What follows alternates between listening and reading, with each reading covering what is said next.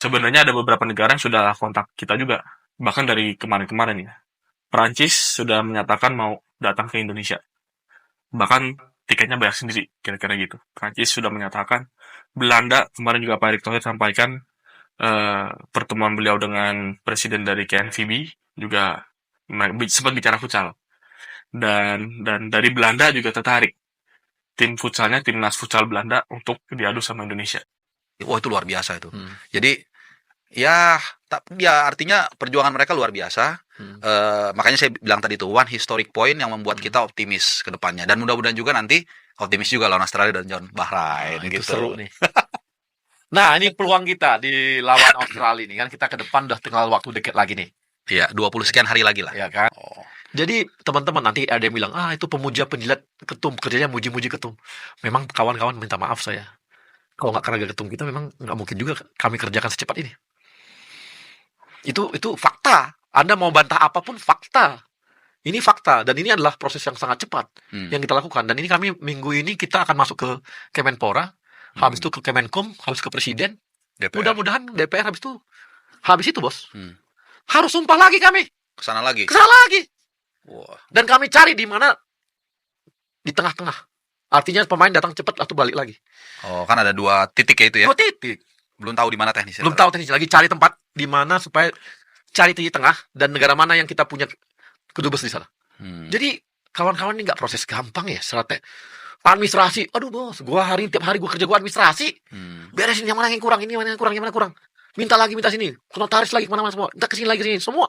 Nah, mau tanya bang, yang 3 orang ini yang udah disebutin dari umuman Pak Ketum itu komunikasi dengan Coach Patrick gimana bang? Nah, jadi jujur ya, ketika Jairo dibilang berat, sementara kita butuh di posisi tersebut, ya, Patrick ini sama timnya kan udah kami kasih database. Siapa aja yang berdarah Indonesia dan memungkinkan. Langsung dia tunjuk, ini.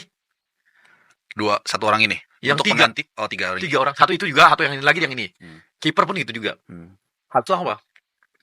Yang itu langsung diteleponnya bro. Langsung. Mudah. makanya ya. Karena pada saat saya berangkat ke London, itu nggak ada pembicaraan itu. Karena itu baru yang batch sebelumnya ya? Iya. Aku nyampe di London tuh tanggal 7 Januari. Iya. Tanggal 8, tanggal 10 mau pulang. Tanggal 10 ada, 9 kami dapat informasi itu. Jadi sangat cepat. Jadi ya jujur, tim ini memang saling melengkapi semua dan saling menguatkan. Kita pun udah saling support semua. Mabuk sih ngerjainnya, tapi ya ini bukan tim besar ya yang ngerjain. Timnya sangat kecil banget, mini banget, 2-3 orang doang yang ngerjain. Semua administrasi segala macam itu tuh? Iya. Harus disiapin semua.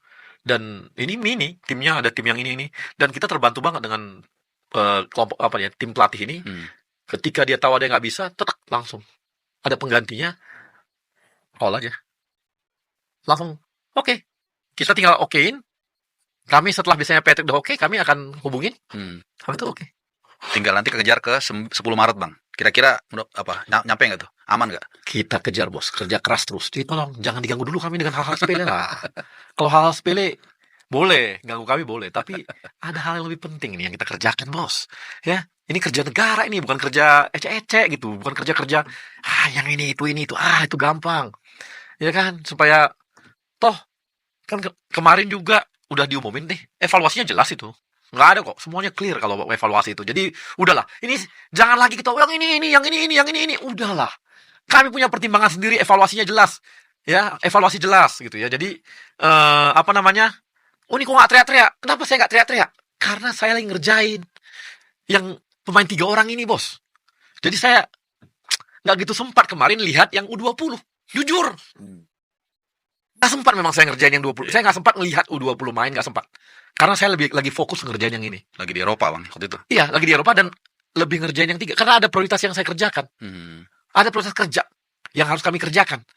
Sehingga saya nggak sempat. Tapi toh kita evaluasi juga. Hasilnya kan jelas gitu ya. Jadi udah, inilah, kita tuh jangan nyir-nyiran, jangan lagi banding-bandingin apa gitu, jangan. Udahlah. Gitu bos. Iya. Inilah proses ini. Nah, kalau yang 3 ini main, tadi kan jelas ya posisinya. Gimana kira-kira? Perubahan posisi ya. Pertama yang dari belakang dulu, jaga gawang. Ya. Kan pas kemarin atau beberapa hari lalu lah kita ketemu dengan Pak Ketum, Ketum, sama ada cerita Bang juga. juga kan, Ya. udah cerita juga bahwa Ya. posisi penjaga gawang ini sebenarnya kalau kita bicara hanya seorang Martin Paes itu memang aman secara semua lah di checklist. Tapi kan kita nggak pernah tahu nih apa yang terjadi. Kita Ya. ada punya 4 pertandingan final Ya. kalau model seperti itu, dan Dia kena kartu kuning loh. udah kartu kuning juga. Sebenarnya ada 3 pemain yang kartu kuning, Iya. Bang. Sebagai informasi Bang Jai atau Jait Ses biasanya. Terus sama Calvin Verdong juga. Iya. Nah, cuman yang paling gak ada penggantinya nih kan, bukan gak ada penggantinya ya, menurut saya with all due respect, yang agak sedikit gapnya besar Iya. itu antara Martin Paes dengan cadangannya. Betul. Sekali lagi dengan segala hormat ya dengan siapapun nanti penjaga gawang yang dibawa oleh Patrick Kluivert. Nah, belum lagi nanti kita takut ada 2 kemungkinan mitigasinya kalau dia cedera Iya. atau kartu kuning. Kartu kuning. Artinya dia absen lawan Bahrain yang menurut saya itu paling penting. Paling penting. Bukan kita nggak mau Iya, lawan iya. Australia menang ya. Iya. Artinya untuk mengantisipasi atau mitigasinya itu ya itu tadi dengan kehadiran kiper baru ini kan. Iya. Nah, jadi buat jaga-jaga itu sangat penting gitu. Kemudian juga dengan 2 tadi, terutama 1 itu yang memang boleh dibilang penggantinya Jairo. Karena kan kita sudah firm Jairo itu hampir susah lah Bang ya. Iya, iya. Nah, jadi ini penting kenapa? Karena di posisi itu sebenarnya yang paling pas tuh Nathan. DM kiri, Iya, DML. Tapi kan Nathan udah sampai hafal Bang, terakhir kali dia main 28 Agustus Bang. Itu lawan Wycombe sampai hafal. Dan udah habis itu sedetik pun dia nggak main sampai saat ini. Tuh, jadi nggak ada patternnya nih Ivar Jenner. Nah, pemain yang baru dinaturalisasi inilah yang mungkin bisa menggantikan. Tapi apakah dia dimainin langsung? Ya itu kembali lagi ke keputusan Coach Patrick. Iya, iya. Bisa.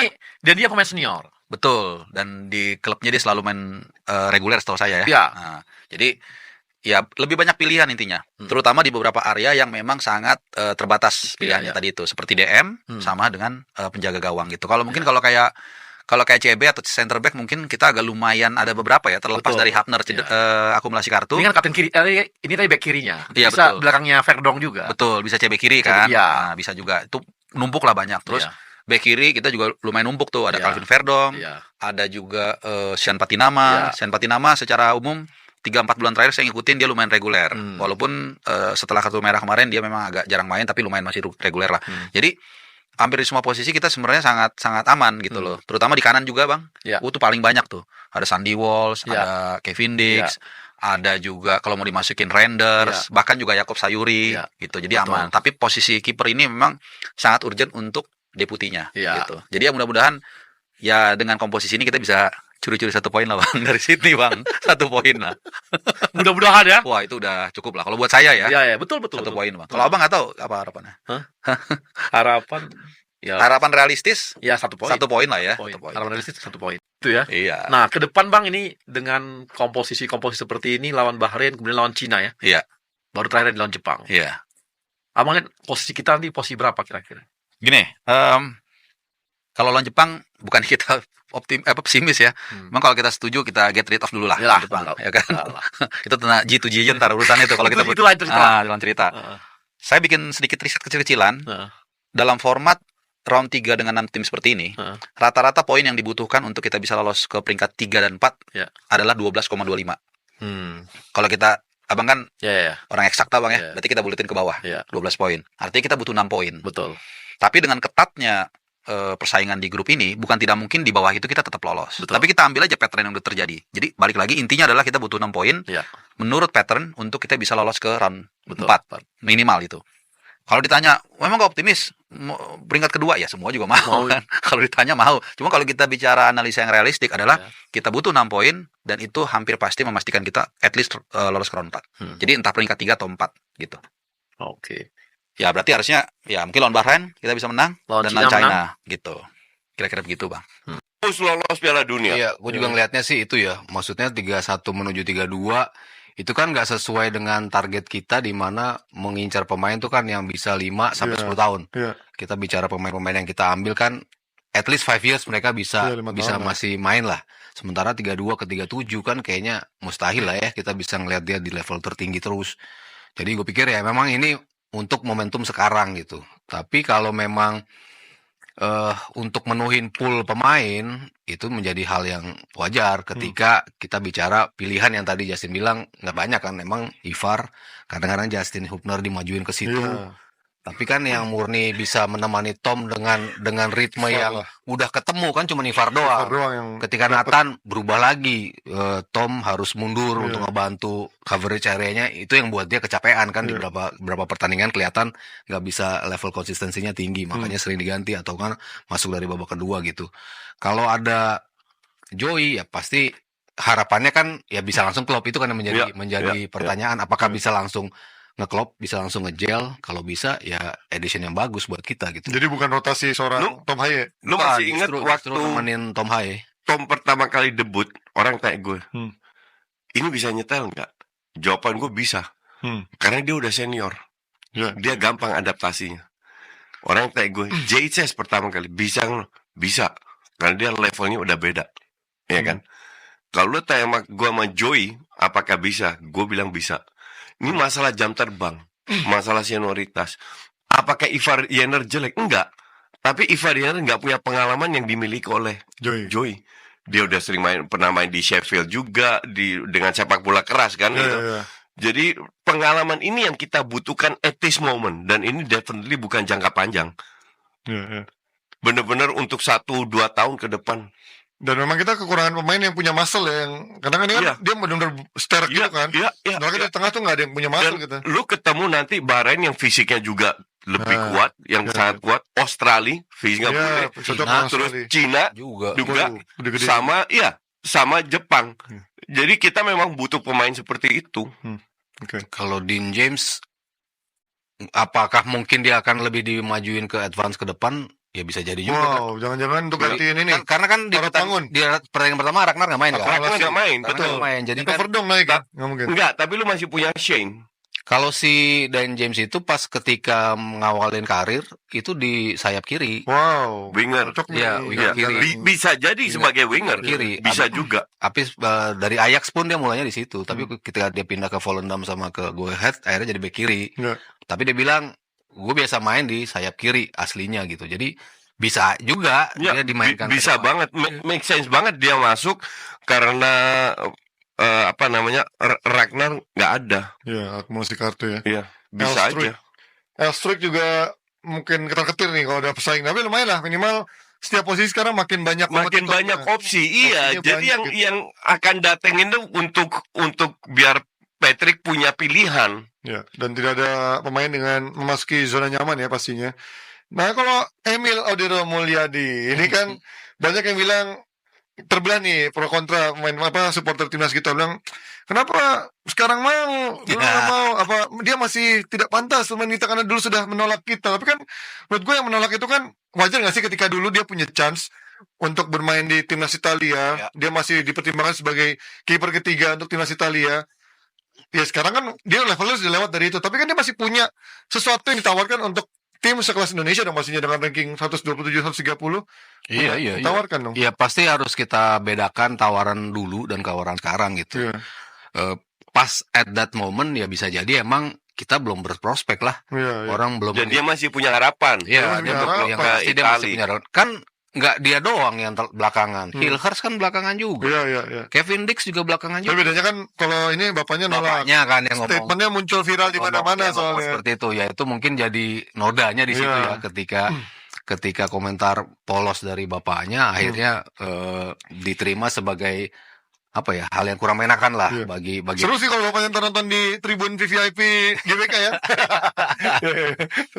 tapi benar ketika something happens to pass dan kita kan nggak mau itu terjadi kan, at least yang menggantikan tuh levelnya mungkin setengah level di bawah gitu, ataupun mungkin bisa dikatakan sama gitu levelnya, dan dia tinggal kalau kiper udah di posisi senior seperti itu, kita lihatlah impactnya di pertandingan debut aja bisa kayak apa kan. Iya.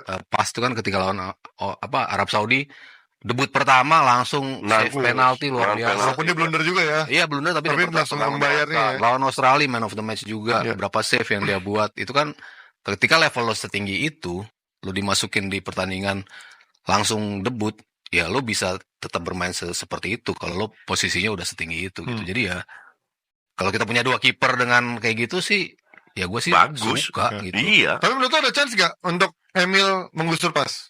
Kalau Atau emang- dua-dua fit, Iya. berat.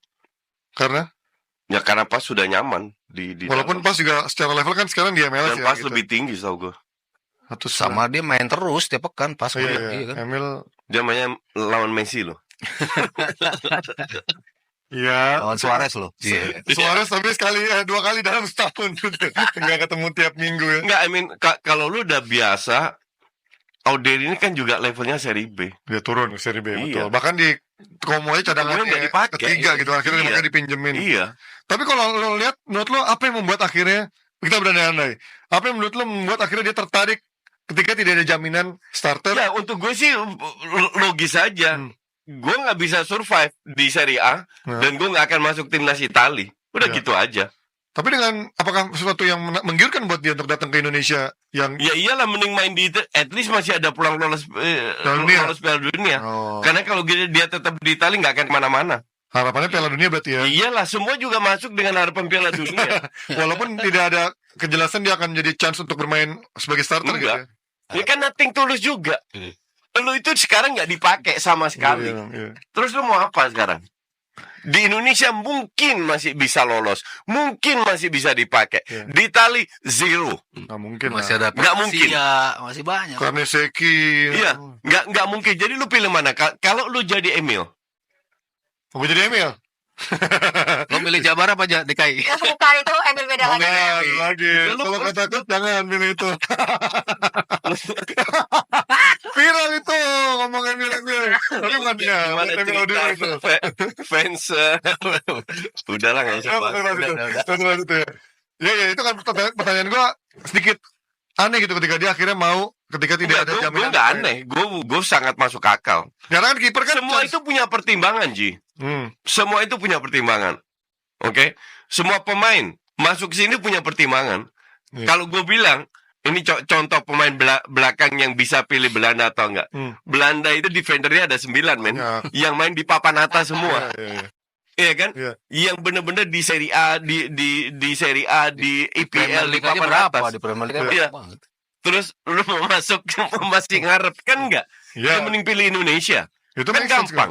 guys. Dan gue yakin pasti di antara mereka ada komunikasi pasti ya. Pasti. Gimana? Lu di situ. Wih, duit banyak gitu-gitu mungkin ya. Wah, ini Mungkin ya. Exposure. Bagus nih. Iya kan? Ini Dalam hal ini, semakin dekat pertarungan timnas Indonesia, semakin pula meningkat bagaimana ekspektasi para supporter dan juga semakin besar pula kritikan dan juga nyinyiran para si tukang nyinyir dan juga bahkan ada si tukang fitnah misalkan. Ini semakin besar dan juga semakin tinggi ekspektasi mereka dalam memberikan apa ya, atau mereka sudah berhasil mengadu domba, atau mereka sudah berhasil memecah belah bagaimana supporter yang dulu-dulunya kuat dan bersatu dan satu komando bersama Baik Thohir.